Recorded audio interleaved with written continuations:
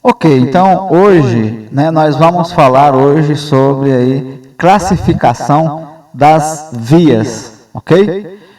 Então aí legislação básica também aí para vocês, né? Os órgãos e entidades de trânsito ou rodoviários com circunscrição sobre a via poderão aí regulamentar através de sinalização, velocidades superiores ou inferiores estabelecidas no Código de Trânsito Brasileiro, ok? Então, gente, vias é o seguinte, é uma superfície por onde transita veículos, então isso é via, tá? Pessoas e animais, compreendendo a pista, calçada, acostamento, ilha e canteiro central, ok? Então, bem tranquilo aí, né? Esta parte aí de vias. Entender o que é via é importante, né? A gente tanto fala de via. E de acordo aí com a utilização dessas vias, elas classificam, né? Em vias urbanas e vias rurais, ok? Vias urbanas são as ruas, as avenidas ou caminhos abertos à circulação pública, situadas nas áreas urbanas, caracterizando aí principalmente aí por possuírem imóveis edificados, ok? Então, vias urbanas, classificação dela dessa forma aí. Vias de trânsito rápido são vias aí caracterizadas por acessos especiais, como trânsito livre, sem interseções de nível, sem acessibilidade direta aos lotes lindeiros e sem travessia de pedestres em nível e sem semáforo. Okay? Então, via de trânsito rápido.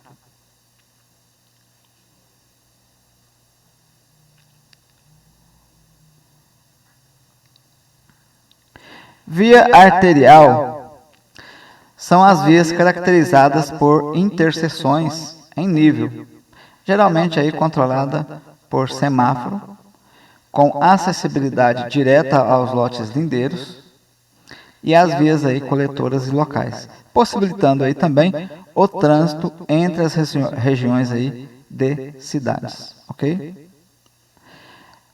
Vias coletoras é uma via destinada a coletar e distribuir o trânsito que tem a necessidade de entrar ou sair das vias de trânsito rápido ou arteriais, possibilitando assim um trânsito dentro das regiões da cidade, ok? Então, muito importante aí a gente entender um pouco de dessa classificação de vias e entender, né, cada uma delas, saber identificar esta via dentro do centro urbano, porque essas vias que a gente acabou de ver são vias urbanas, ok? Via de trânsito rápido, via arterial, via coletora, via local, né? Então, importante aí, nós como condutores, identificar estas vias. Temos também a via local, tá? É uma via caracterizada por interseções em nível, não semafórica, destinada apenas aos acessos locais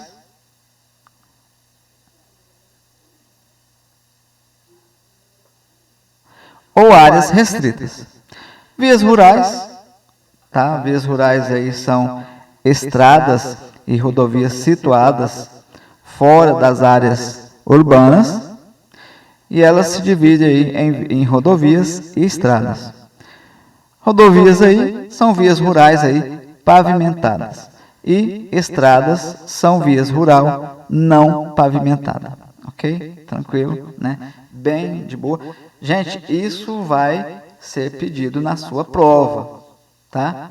Isso, lógico, vai aí, parte de legislação básica, tá? Ainda a gente não chegou na específica, mas vai ser cobrado aí na sua provinha, ok?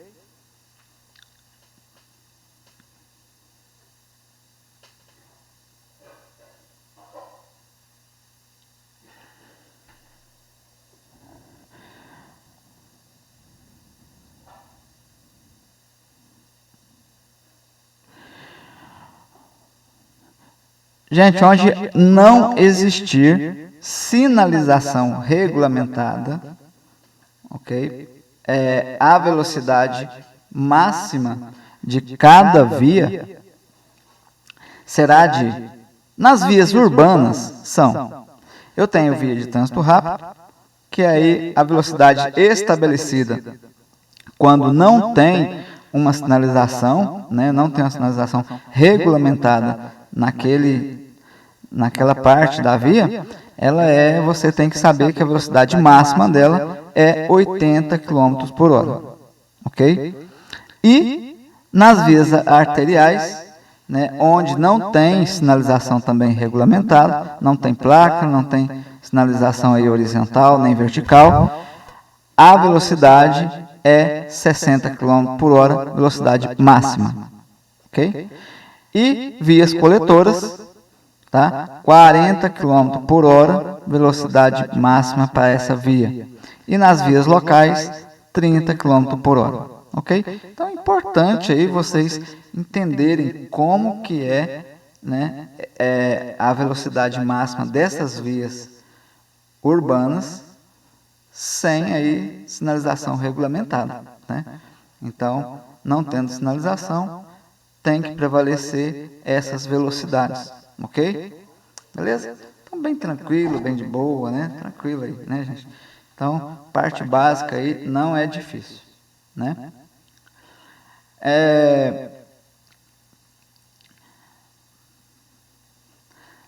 Nas rodovias de pista dupla, tá? Nas rodovias aí de pista dupla, 110 km por hora para automóveis, caminhonetas e motocicletas. E 90 km por hora para os demais veículos, ok? Então é importante você saber disso, né? Dessas velocidades nas rodovias também, quando não tem aí uma sinalização. Nas rodovias de pista simples, tá? Então a velocidade fica estabelecida para 100 km por hora para automóveis, caminhonetas e motocicletas e 90 km por hora para os demais veículos, ok? Beleza? Tranquilo, né?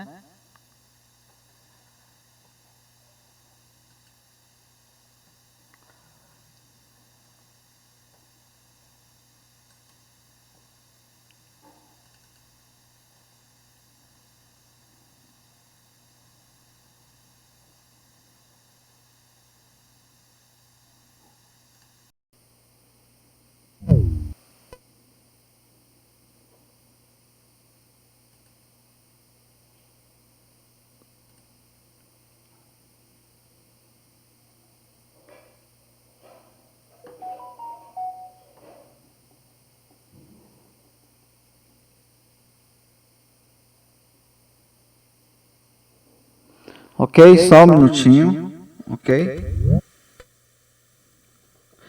Beleza. Estamos aí conectando, né, o microfone. Vocês estão aí ouvindo perfeitamente? Tudo certo? Tudo ok aí, gente?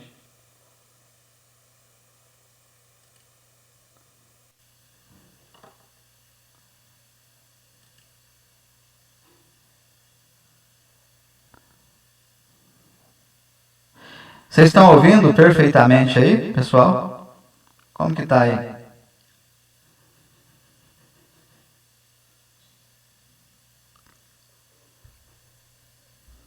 Estão ouvindo?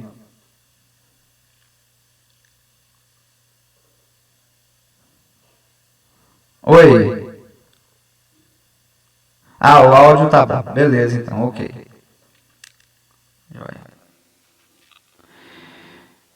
Então, pessoal,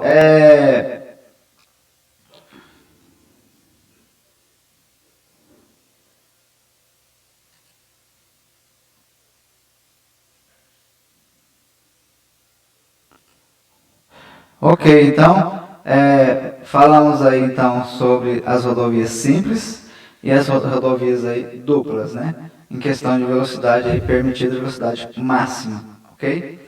Então vamos lá. Já nas estradas, então a velocidade máxima para as estradas é 60 km por hora, ok?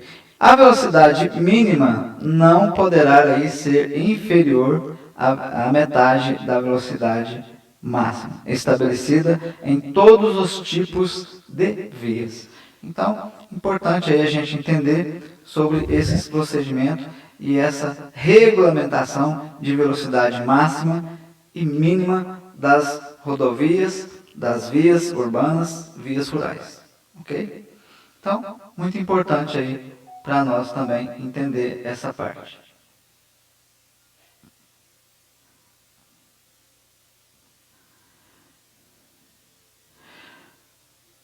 Pessoal, então aí falando aí sobre, né, as classificação dos veículos. Parte básica também da legislação. Então eu tenho o veículo aí quanto à tração, né, é uma classificação dos veículos quanto à tração. E eu tenho os veículos automotores. Eu tenho os veículos elétricos. Eu tenho os veículos de propulsão humana, bicicleta, ok? Propulsão humana. E eu tenho os veículos aí de tração animal, ok? Também aí temos os veículos. Também aí temos os veículos reboque.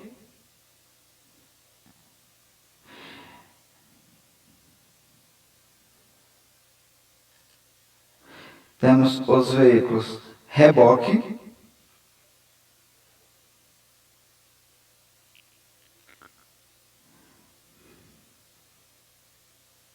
E temos os veículos também, os semi-reboques. Então, classificação aí dos veículos relacionada à tração, ok?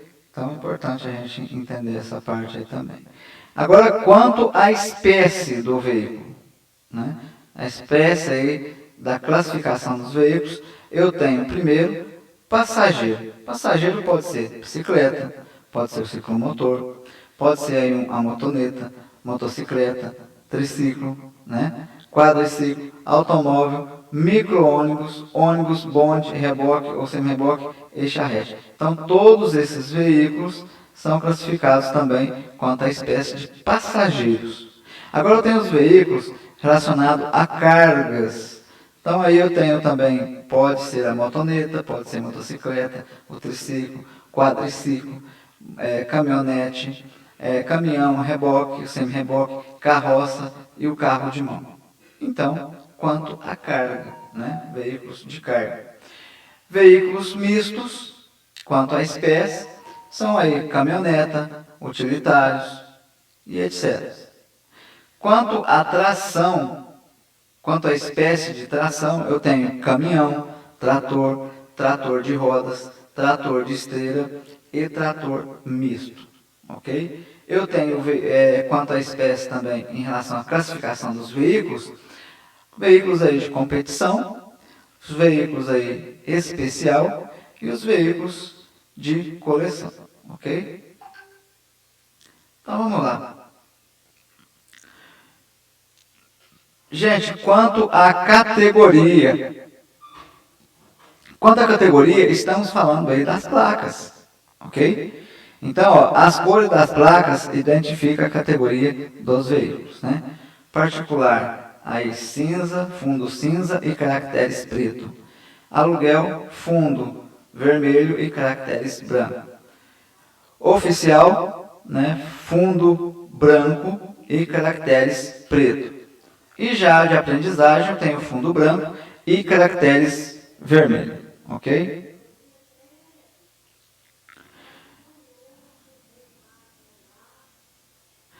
Já o fundo azul, né, e caracteres branco, eu tenho a categoria de missão diplomática e fundo preto e caracteres cinza, eu tenho a de coleção, que é uma categoria também, e eu tenho a categoria de fabricante de experiência né? Fabricante de experiência, fundo verde e caracteres brancos. De representação, né, eu tenho aí fundo preto, caracteres em dourado, né, e compete ao Departamento Estadual de Trânsito ou órgão executivo vistoriar, registrar e emplacar veículos. Ok? Os veículos de 2 rodas ou 3 rodas são dispensáveis a placa dianteira. Então temos que saber essa parte básica aí, né? Que esses veículos, né, de 2 rodas e 3 rodas são aí dispensável a placa dianteira, tá?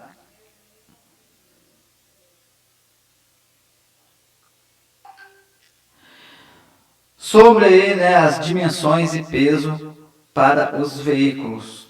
Então, fala sobre isso lá na resolução 210 de 2006 do CTB. Somente poderá transitar pelas vias terrestres os veículos cujo peso e dimensões atenderem os limites estabelecidos para aquela condição da via, ok? Então, ó, tem uma plaquinha aí, né, uma plaquinha de regulamentação, e esta placa, ela tem 2 setas voltadas para dentro, né? Eu tenho aí uma numeração ali, 2,6 metros, né? Então aí, essa setinha para dentro, ela é característica de largura máxima, né? Largura máxima, 2,60 metros, ok? Então, bem tranquilo, né? Aí eu tenho a outra placa aí de regulamentação também, em questão de altura. Então, setinha está na parte superior e tem setinha na parte inferior, voltada para dentro do círculo. Então, aí, lógico, no meio está uma numeração, né? E essa numeração é uma medida, e a medida aí é 4 metros e 40 centímetros. Então, está indicando aí a altura máxima, né, permitida, certo? Então, a altura máxima permitida. E agora a outra placa, eu tenho aí uma plaquinha de regulamentação também, né? Ela tem um desenho característico, um caminhão, né? E eu tenho 2 setinhas voltadas para fora, tá? E indicando aí uma numeração também entre as setas de 14 metros. Então aí, comprimento total, né? Máximo para esses veículos. Então, simples, 14 metros. Articulados, 18,60 metros. Com reboque, aí já passa a ser 19 metros e 80 centímetros. Ok? Tranquilo, então, beleza, né? Joia. Ok? Beleza, então vamos lá.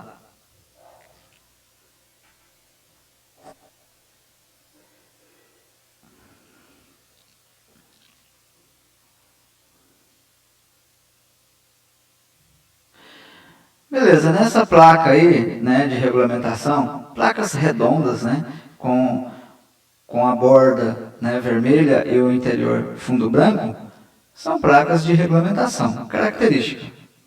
Tá? Temos que entender, nós somos condutores de 2 rodas, 3 rodas, 4 rodas, né? Todos nós temos que entender esta sinalização, ok? Faz parte aí das nossas atividades e do nosso dia a dia, mesmo não trabalhando, né, como exercendo aí atividade remunerada, devemos aí entender essas placas, ok? Então, são fixados os seguintes limites máximos de peso bruto total e peso bruto transmitido por eixo de veículo nas superfícies das vias públicas. Então, os limites máximos de peso bruto total, né, para os veículos que vão aí transitar nas vias públicas são 45 toneladas, peso bruto total por unidade ou combinação de veículos, né? São aí de 45 toneladas, ok? Peso bruto total por eixo isolado. Então, aí, essa identifica aí o peso bruto total, né, por eixo, né, indicando aí também a medida, né, que é 10 toneladas. Ok? Joia? Bem simples, né? E temos, lógico, temos que entender esses procedimentos. Ok? Ok. Circulação de motocicletas e motonetas. Então, os condutores de motocicletas e motonetas e ciclomotores só poderão aí circular nas vias, tá? Utilizando capacete de segurança, né? Lógico, com viseira ou óculos protetores. Então, aí, isso está, né, descrito na Resolução 203 de 2006, lá pelo CTB, que é o Código de Trânsito Brasileiro, né, regulamentado aí pela CONTRAN, ok? Segurando o guidão deste veículo de 2 rodas ou 3 rodas com as 2 mãos. Gente, se você conduzir esse veículo segurando apenas uma mão, cabe multa, ok? Então, muito cuidado aí, né, para não cair nessa situação de multa, de infração, ok? O vestuário, né, para esse tipo de condução, os usuários aí usando aí vestuário de proteção de acordo com o especificado aí pelo CONTRAN, tá? Mesmo durante o dia, deixar aí o farol aceso desse veículo é importante. Tem veículos de 2 rodas que você tem que acionar o farol, né, ligar o farol. Tem outros não, que já liga automático, né? Então, muito importante aí, cuidado com esses veículos, que você tem que acionar o farol, porque se deixar o farol apagado, né, infração aí, e aí vai gerar multa. Ok? Os passageiros de motocicletas, motonetas e ciclomotores só poderão aí ser transportados. Os passageiros. Então, temos que ter muito cuidado com os nossos passageiros. Tá? Então, ó, devemos aí, né, o passageiro ele tem que estar utilizando capacete de segurança, tá?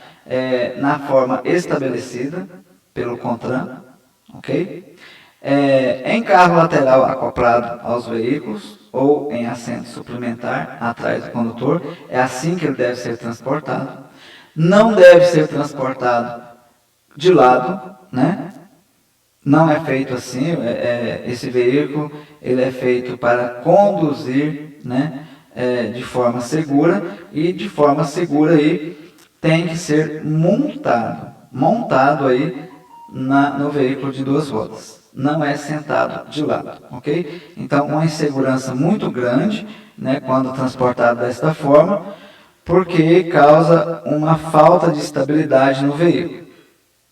Então, cuidado, gente. Vamos manter a nossa segurança, ok? Usando aí vestuário de proteção, né, de acordo com as especificações também do CONTRAN.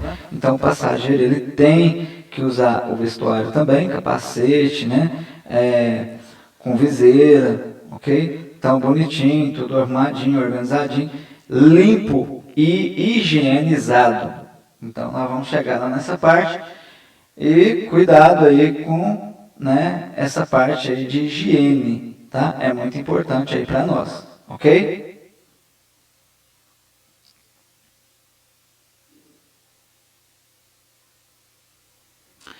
É bom lembrar também que criança, tá? Menores de 10 anos ou que não tenham condições de cuidar da sua segurança, não pode ser transportada em motocicletas, motonetas, ciclomotores e quadriciclos. Não é mais 7 anos, agora mudou para 10 anos. Certo? Então, temos que transportar, podemos transportar crianças, mas desde que estejam com 10 anos de idade. Ok? Não é mais 7 anos. Certo?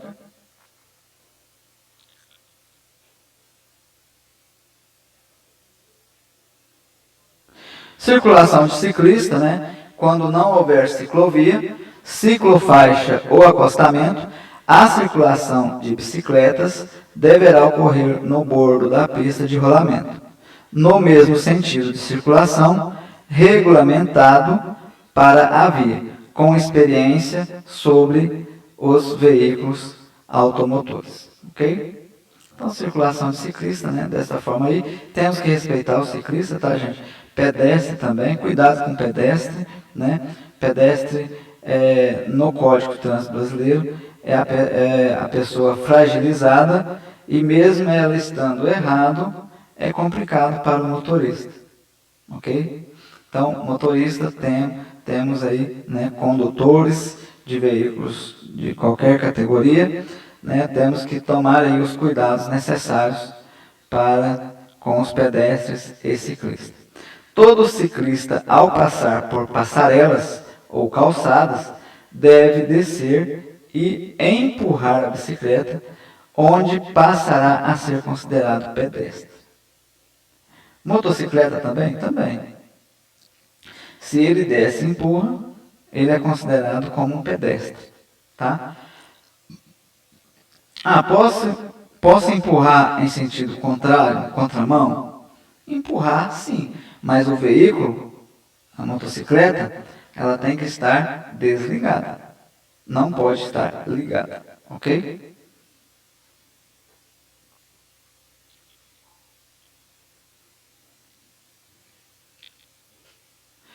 Veículos de tração animal. Os veículos de tração animal serão aí conduzidos pela direita da pista, junto à guia da calçada. Ou seja, o meio-fio, ok? Ou acostamento, sempre que não houver faixa especial a eles destinadas. Certo?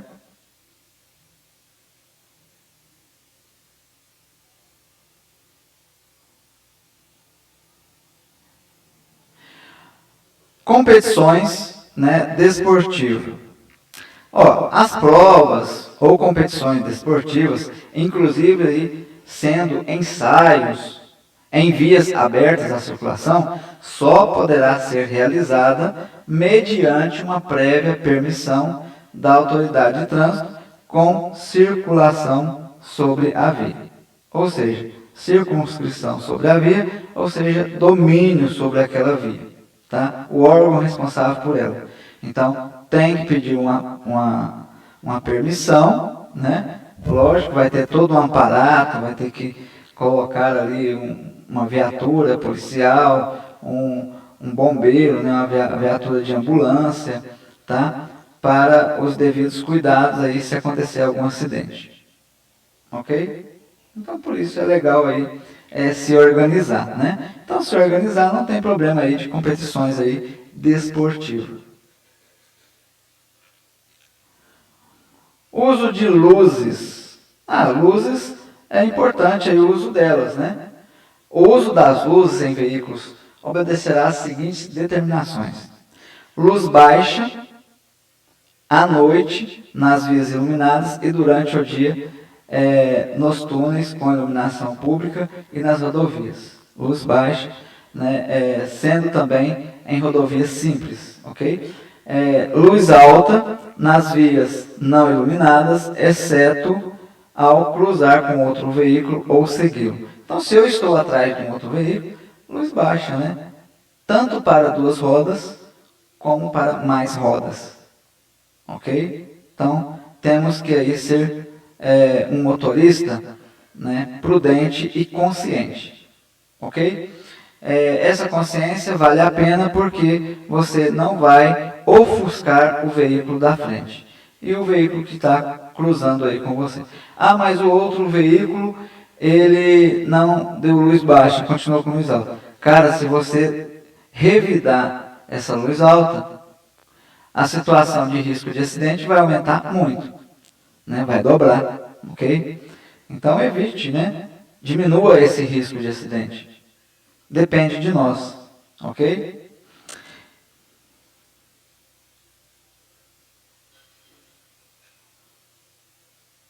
A luz baixa e alta.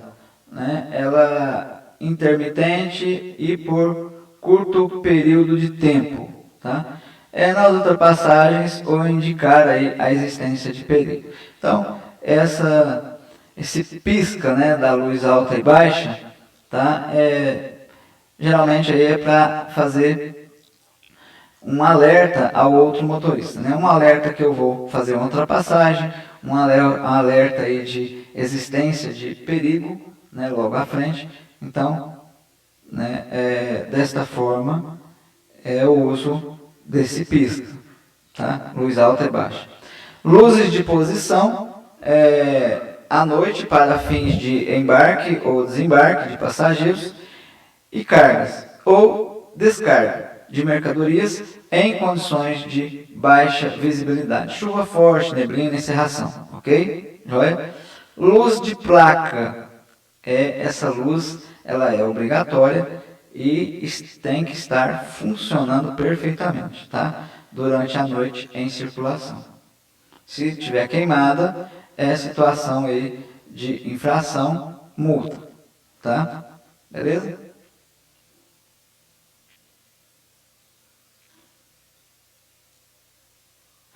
Pisca-alerta. Pisca-alerta é para ser utilizado, gente, em situações de imobilização, situação de emergência ou quando a regulamentação da via determinar. Lógico, os veículos de transporte coletivo regular de passageiro, quando circularem em faixas próprias, a eles destinadas, e aos ciclomotores, deverão utilizar-se de farol de luz baixa durante o dia também. Ok? Então, isso aí é cobrado, né, no Código de Trânsito Brasileiro. Ok? A buzina. A buzina, ela é assim, né? A buzina tem um único propósito. Ela tem para alertar, sendo assim, o condutor só poderá fazer o seu uso desde que em toque breve, ok? Para fazer uma advertência necessária a fim de evitar aí um acidente ou advertir o condutor que se tem aí o propósito de ultrapassá-lo.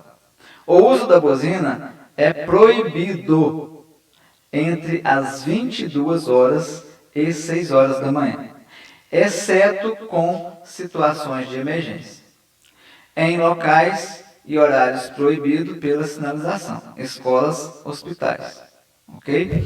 E em desacordo aí com os padrões e frequências estabelecidas pelo contrato. Ou seja, resumindo aí, o uso da buzina ela é proibido durante as 22, no período das 22 horas às 6 horas da manhã, né?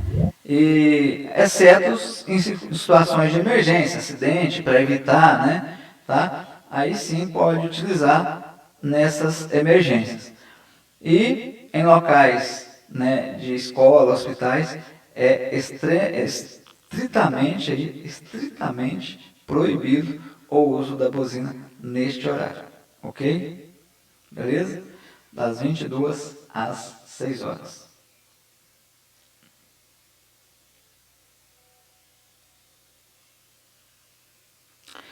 Direito à acessibilidade das pessoas com deficiência.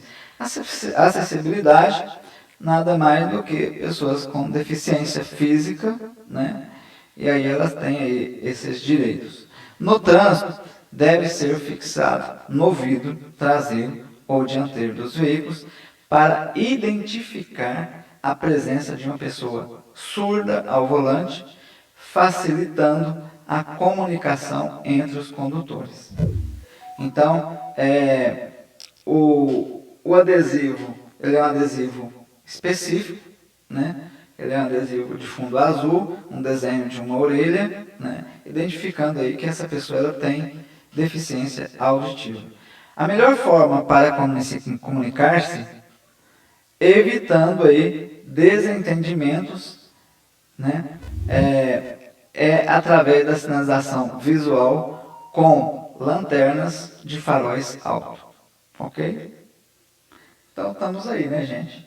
Bem tranquilo aí essa parte aí do direito, né, de acessibilidade das pessoas com deficiências auditivas. Ok? Beleza?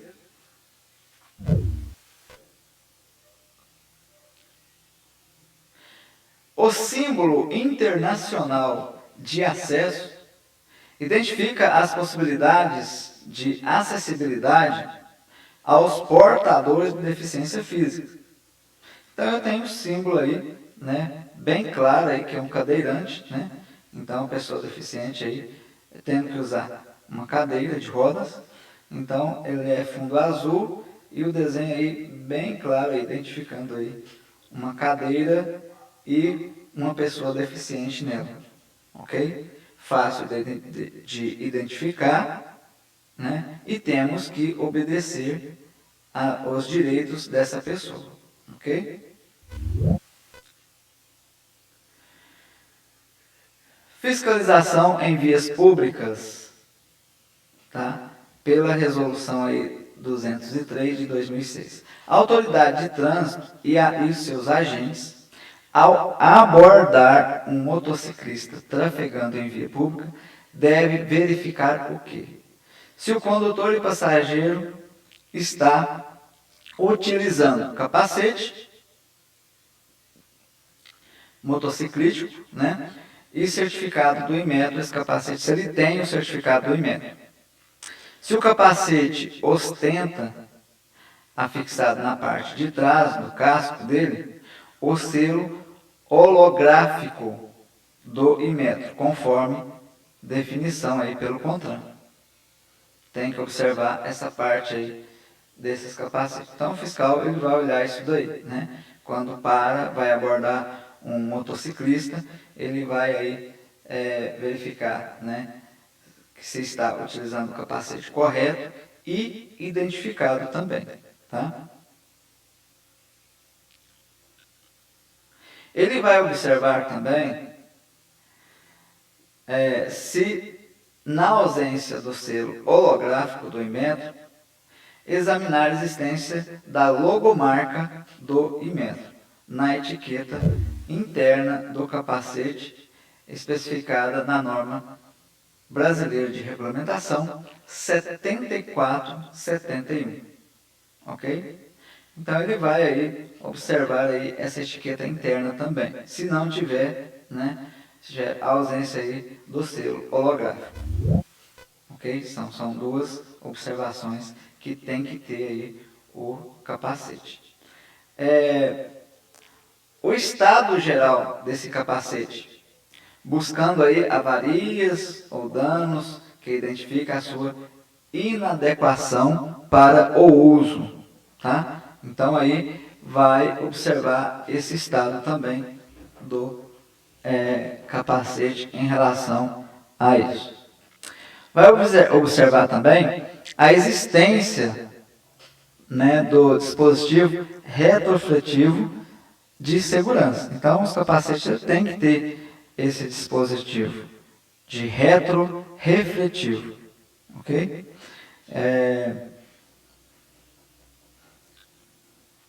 Na Lei Federal de Regulamentação para o Exercício Profissional, a Lei 12.009, tá? De 29 de julho de 2009, regulamenta aí o exercício das atividades dos profissionais em transporte de passageiros, mototáxi e nos serviços de transporte remunerado de mercadorias em motocicletas e motonetas e motofrete. Ok?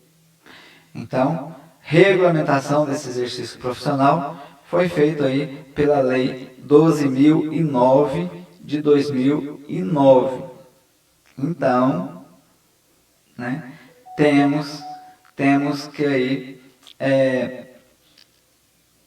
entender essa lei, né, que vamos ver lá na parte específica do curso, e a Lei 12.009, que passou a regulamentar o transporte de passageiro, mototáxi, né, e no serviço de transporte minerado de mercadoria em motocicleta e motonetas como motofrete. Ok?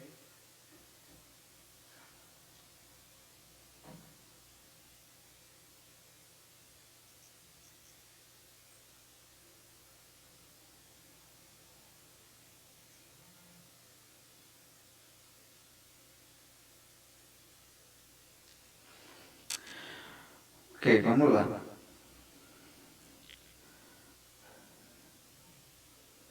Para o exercício das atividades de motofrete e mototáxi, o motociclista ele deve preencher alguns requisitos. Ok? Então, quais requisitos para trabalhar, para exercer esta atividade como motofrete e mototáxi?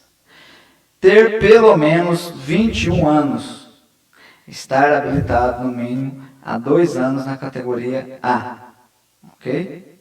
Ser aprovado em cursos especializados para motociclista profissional, estar aí vestido com colete de segurança dotado de dispositivo refletivo, nos termos da regulamentação do CONTRAN, ok? Então, tem todos esses requisitos, né, que temos que preencher para o transporte aí, para a atividade de motofrete e mototáxi. Tá bom? Lógico, né? Isso aí tudo aí para manter aí uma segurança, né? Tanto para o passageiro como para o condutor que está trabalhando na atividade.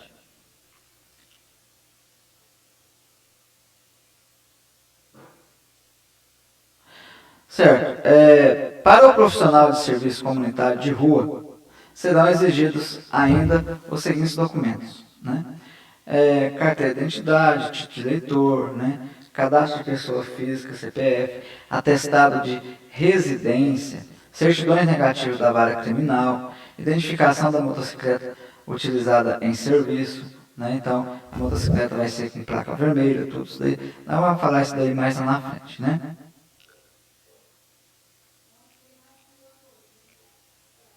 Lá no artigo 329 do Código de Trânsito Brasileiro, os condutores dos veículos de aluguel destinado ao transporte individual, coletivo de passageiro, escolar, para exercer as atividades, deverão apresentar previamente certidão negativa, né, do registro de distribuição criminal, relativamente aí aos crimes de homicídio, roubo, estupro e corrupção de menores. Renovável a cada 5 anos pelo órgão responsável pela respectiva concessão ou autorização, ok? Então terão aí que fazer também cursos, né, de adequação para a atividade, e esses cursos aí terão aí validade, né, de 5 anos, ok? Joia? Então beleza, tranquilo, né, gente? De boa essa parte, essa primeira parte da legislação, né? Legislação específica para motofrete. Gente, a legislação específica para motofrete está lá no capítulo 13º, no inciso A, tá? É específico para a atividade de motofrete, foi acrescentado pela Lei 12.009 de 2009 no Código de Trânsito Brasileiro. Então, lá no artigo 139A da CTB, as motocicletas e motonetas destinadas ao transporte remunerado de mercadorias e motofrete somente poderão circular nas vias com autorização emitida pelo órgão ou entidade executivo de trânsito dos estados e do Distrito Federal, exigindo, né, alguns pré-requisitos para exercer, ok? Então, lá no artigo 139A do Código de Trânsito Brasileiro, lá no capítulo 13º, tem falando aí sobre essas atividades de transporte de mercadorias relacionadas ao motofrete. Então, é importante, né, gente, a gente fazer a nossa parte aí e exercer a nossa atividade, né, de forma correta, tá? Não de forma errada. Mas o outro motofretista ali, ele está trabalhando de irregular. Mas você vai trabalhar, porque ele trabalha irregular, você vai trabalhar irregular também? O outro mototaxista, não, o cara está irregular, aí você vai seguir ele também, porque ele está irregular. Gente, vamos mudar essa concepção? Vamos trabalhar de forma correta, para não ter que ficar preocupado com fiscalização, né? A mesma coisa acontece assim, ó. A SMT vai fazer a vistoria. Aí é aquela correria para arrumar a moto, para olhar a moto. Gente, vai dando manutenção na sua moto. Ao chegar no dia, está tranquilo, né? Não precisa ficar doido correndo. E outra coisa, se você vai dando manutenção constantemente, lógico que quando chegar no dia, você vai gastar muito menos, né? Certo? Então, vamos fazer assim que fica até melhor para vocês, né? Menos corrido e mais seguro, tá? Tanto para você, motociclista, que é o condutor, como para o passageiro, ok? Vamos lá.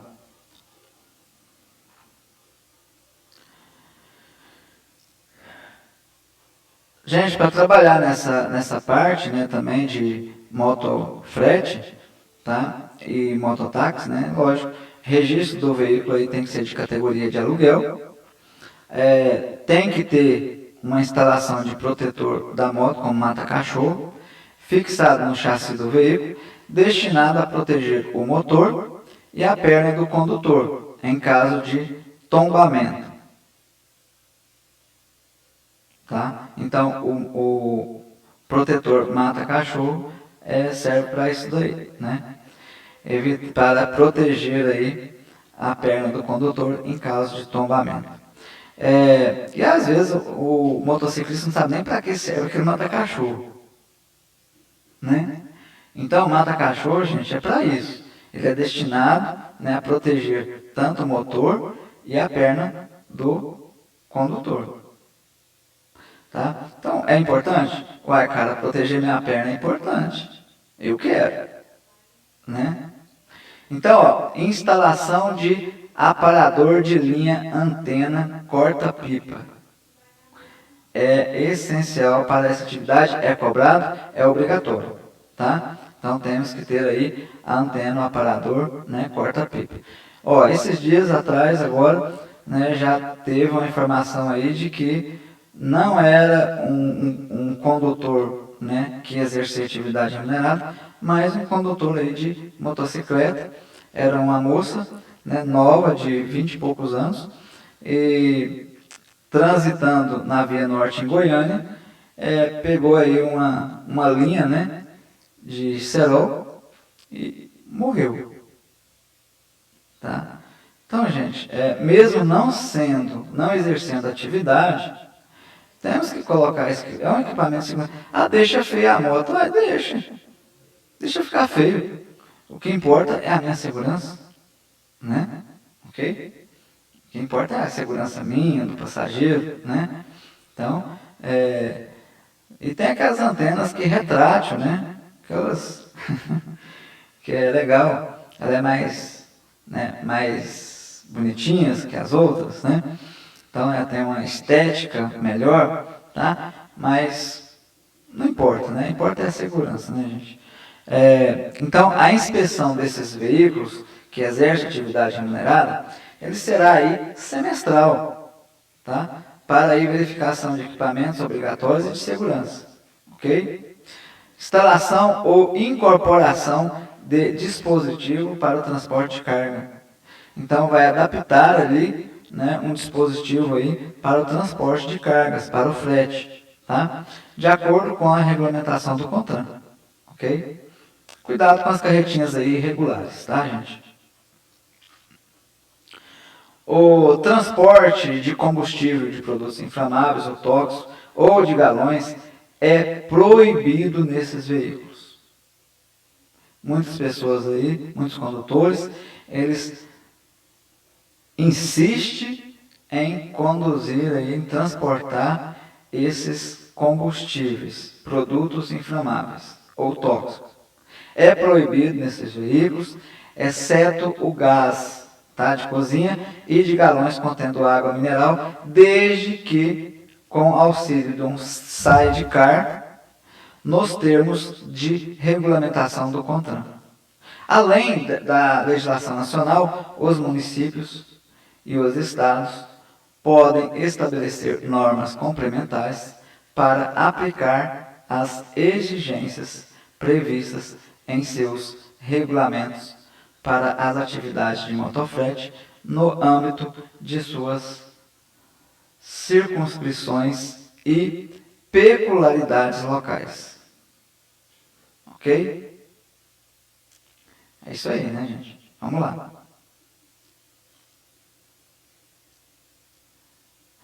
Então, transportar carga incompatível com as suas especificações ou efetuar transporte remunerado de mercadorias em desacordo com a exigência legal citada lá no artigo 139A, você vai responder aí por infração grave, penalidade e multa, e a medida administrativa, né, a apreensão do veículo para regulamentação, ok?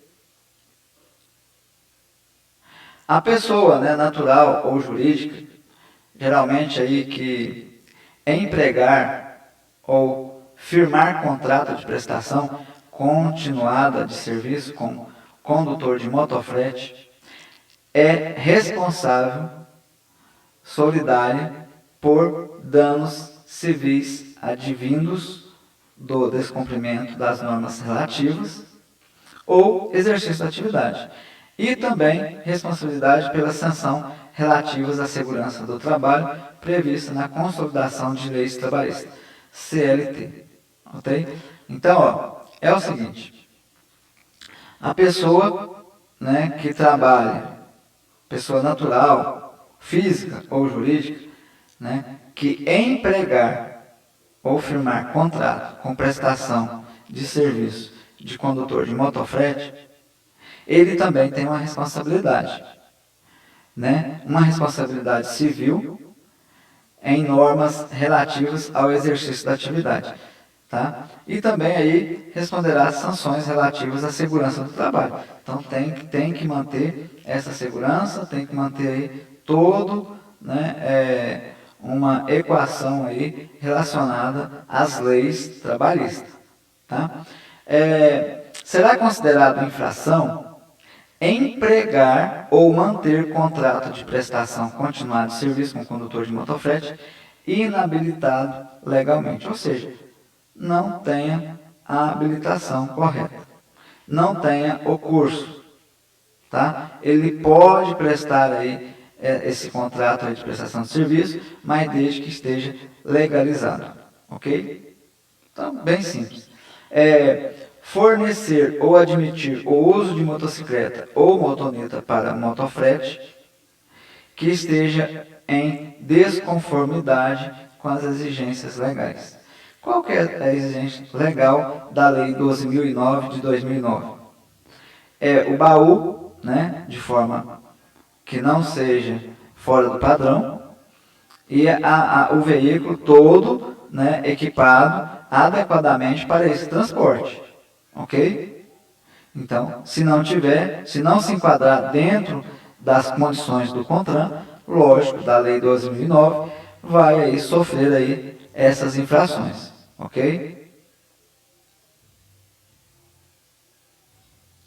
A Resolução 410 de 2012, gente, de acordo com o CONTRAN, essa resolução é obrigatória aí o uso de cursos especializados destinados a profissionais do transporte passageiro, mototaxista e, em entrega de mercadorias, o motofretista. O condutor deve preencher alguns requisitos para a matrícula no curso de motofrete ou mototáxi. Vamos ver então quais os requisitos para esse exercício de atividade de motofrete e mototáxi. Ter completado aí os 21 anos, estar habilitado no mínimo há 2 anos na categoria A, né? Não estar cumprindo pena de suspensão do direito de dirigir, cassação da Carteira Nacional de Habilitação, CNH, decorrente de crime de trânsito, não ter aí cometido crime de trânsito, né? Bem como estar aí impedido judicialmente de exercer os seus direitos, segundo aí a regulamentação do CONTRAN, o curso para a profissionalização de motociclista terá aí a duração de 30 horas. Ok? Então, o curso de motociclista, mototáxi e motofrete terá aí a duração de 30 horas aula, sendo dividido em 3 módulos. Primeiro módulo básico que a gente está tendo, ok? De 20 horas aulas. Segundo módulo específico, 5 horas aulas. E o terceiro módulo aí, prática de pilotagem profissional, de 5 horas aulas. Certo? Beleza? Então, isso aí é importante a gente saber aí, esse conteúdo programático, né?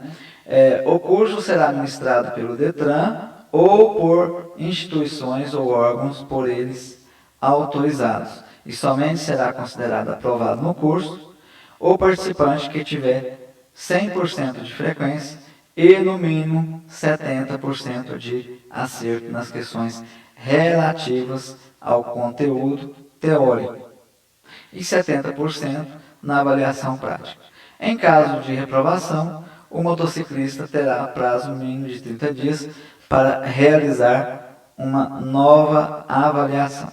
Okay? O motociclista profissional ele deverá realizar a cada 5 anos o curso de reciclagem, com carga horária de 10 horas aulas, módulo teórico de 7 horas, né, aula, e prática de pilotagem 3 horas aulas. Ok? Então, bem simples aí, né, e bem tranquilo.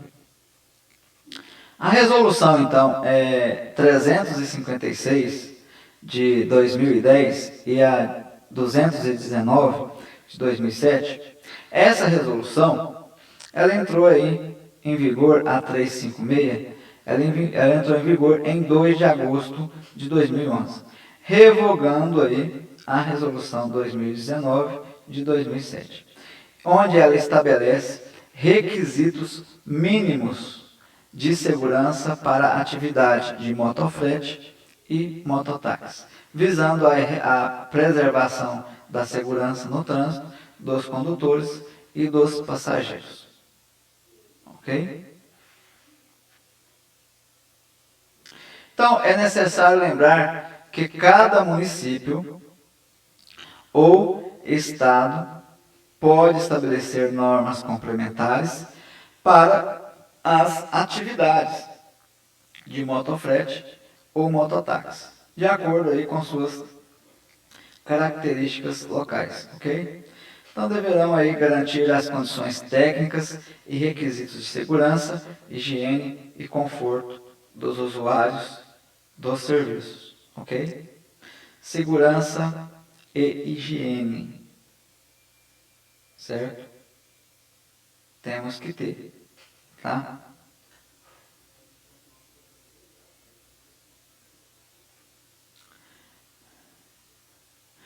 Equipamentos obrigatórios.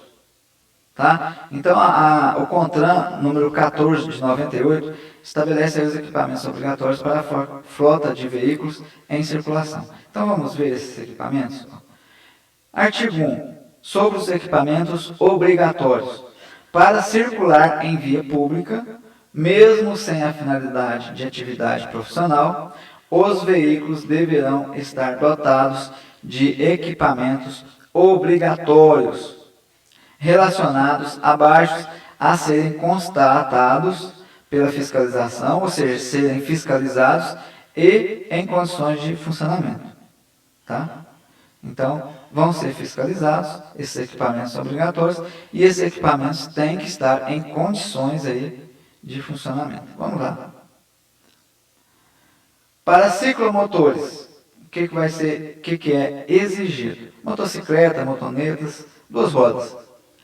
Espelhos retrovisores de ambos os lados. Farol dianteiro, de cor branca ou amarela.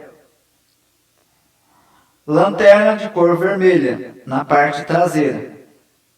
Velocímetro, buzina, pneus que ofereçam condições mínimas de segurança dispositivos destinados ao controle de ruído do motor, ok? Escapamento, né? Vamos lá. Para motonetas, motocicletas e triciclos, espelho retrovisor de ambos os lados, lanterna de cor vermelha, né, na parte traseira, farol dianteiro de cor branca ou amarela, lanterna de freio de cor vermelha, iluminação da placa traseira, indicadores luminosos em mudança de direção, dianteiro e traseiro, as setas, né, gente? Velocímetro e buzina.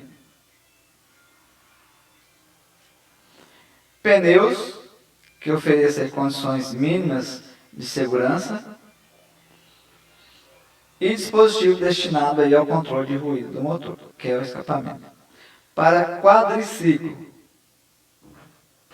espelhos retrovisores de ambos os lados também, farol dianteiro de cor branca ou amarela, lanterna de cor vermelha na parte traseira, lanterna de freio de cor vermelha também, indicadores luminosos, né, de mudança de direção dianteiros e traseiros, que seria aí a seta, iluminação da placa traseira, velocímetro, né, buzina, pneus que ofereçam condições mínimas de segurança, dispositivo destinado ao controle de ruídos do motor e o protetor de rodas traseira. Esses são aí os equipamentos obrigatórios para estes veículos. Aspecto da legislação trabalhista e previdência. Então, gente, a relação de trabalho, direito e deveres do empregado e do empregador são regidas aí pela consolidação das leis do trabalho, ou seja, CLT.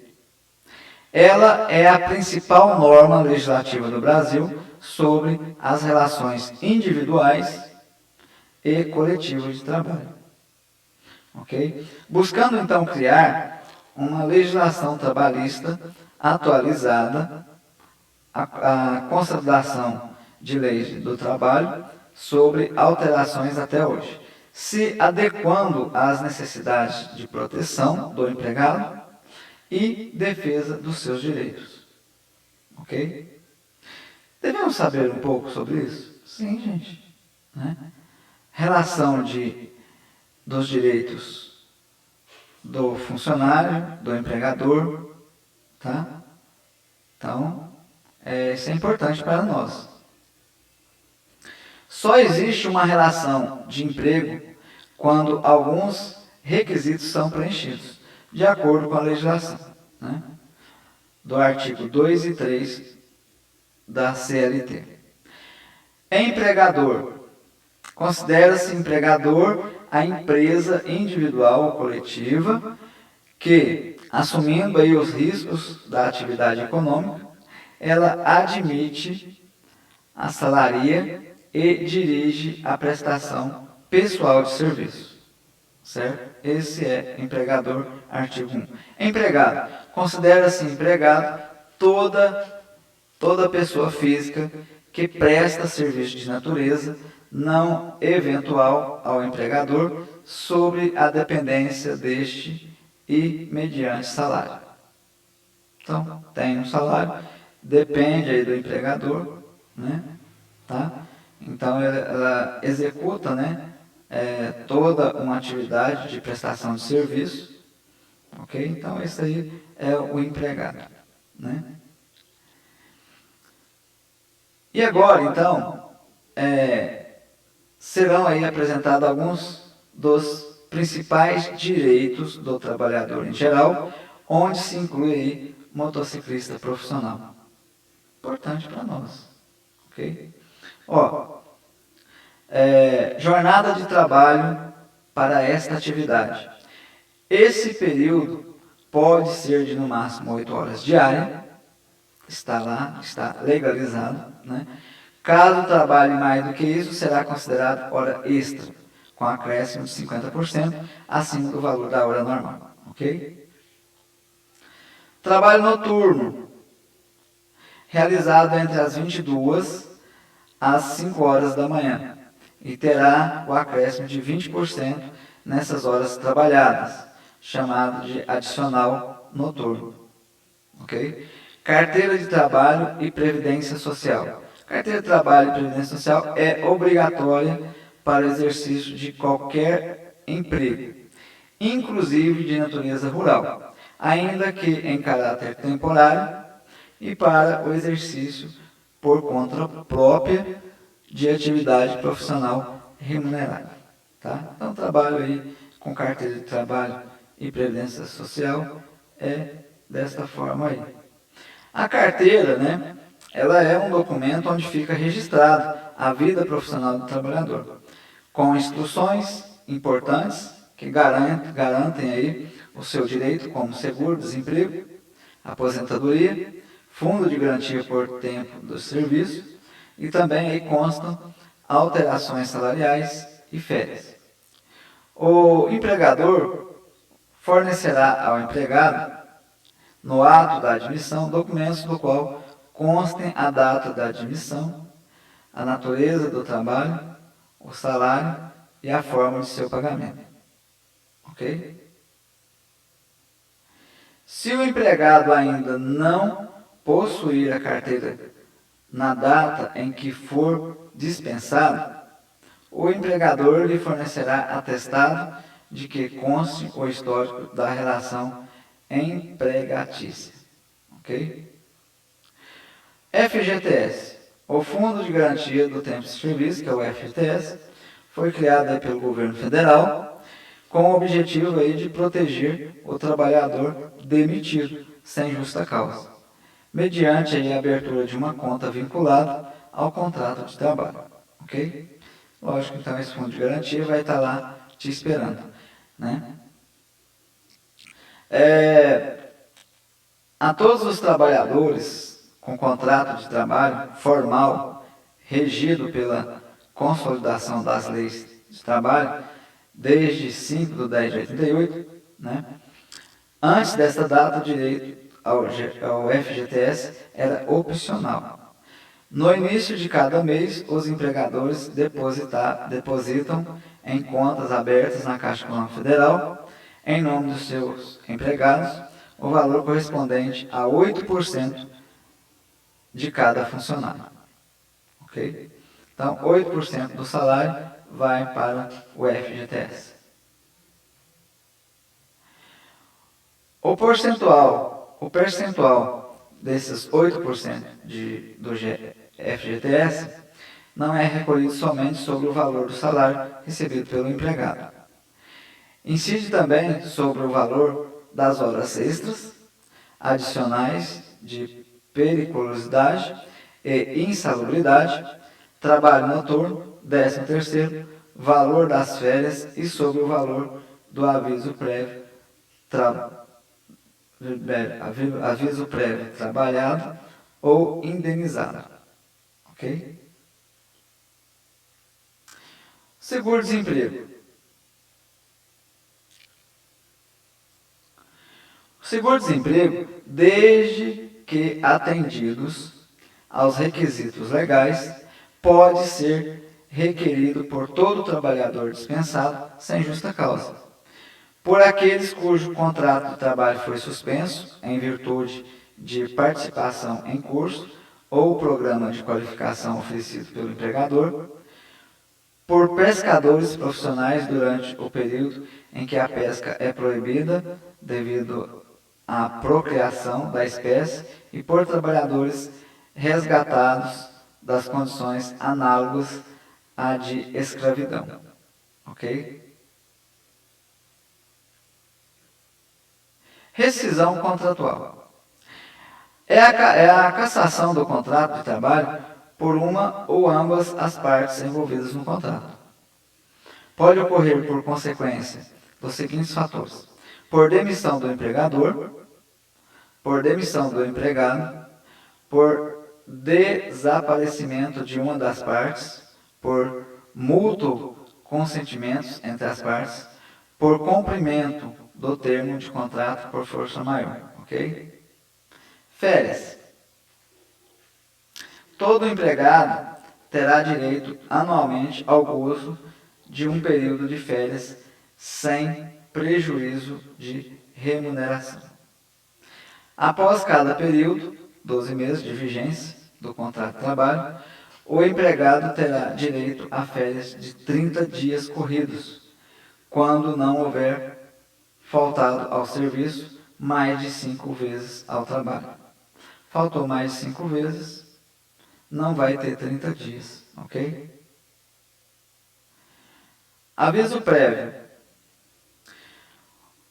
Não havendo prazo estipulado, a parte que, sem justo motivo, quiser reincidir o contrato, deverá avisar a outra da sua resolução com a antecedência mínima de 8 dias, se o pagamento for efetuado por semana ou tempo inferior. 30 dias aos que perceberem por quinzena ou mês, ou que tem aí mais de 12 meses de serviço na empresa, né? Então tem que avisar aí com antecedência de 30 dias quem aí trabalha por quinzena ou mês, né? E que já tem aí 12 meses de serviço prestado na empresa, ok? Aviso prévio, certo? A falta do aviso prévio por parte do empregador dá ao empregado o direito aos salários correspondentes ao prazo do aviso, garantida sempre a integração desse período no seu tempo de serviço. A falta de aviso prévio por parte do empregado dá ao empregado o direito de descontar os salários correspondentes ao prazo respectivo, né? Então, o horário normal do trabalho do empregado durante o aviso prévio se a rescisão tiver sido promovida pelo empregador, será de 2 horas diárias, sem prejuízo do salário integral. Ok? O aviso prévio. 2 horas apenas. Aspectos do direito civil e criminal relacionado ao trabalho.